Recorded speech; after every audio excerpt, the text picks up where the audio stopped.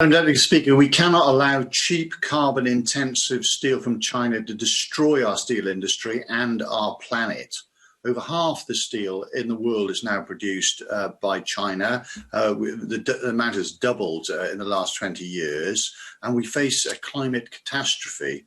British steel uses 50% less carbon, and we've got a situation where since Kyoto, the amount of global emissions has gone up 60% since 1990.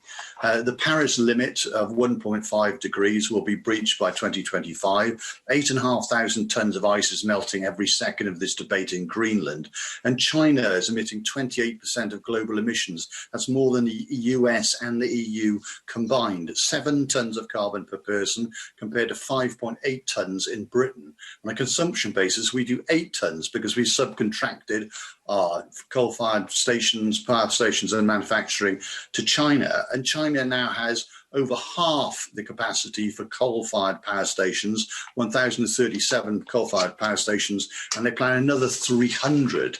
They won't peak in their emissions till 2030. We don't know what that peak is. They'll only be carbon neutral by 2060, and that isn't even net zero. And we must act. We need to have the same tariff safeguards as the EU and the US against dirty steel Chinese dumping. And then we need to switch to a carbon adjustment border tax being considered by the EU, which factors in the carbon price into those taxes in COP26. Now, we've talked today a lot about the balance between strategic industrial interests versus consumer prices, but those consumer prices need to factor in the environmental costs of carbon, and that must be in the guidelines of the TRA to make these recommendations, which it isn't.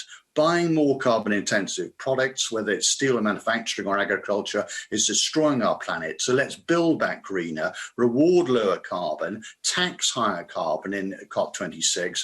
And remember, as the US says, we want to make trade a force for good that encourages a race to the top, not just for worker rights, but for our environment. So let's build back British steel, let's have a safer planet and protect jobs in Wales and England and beyond.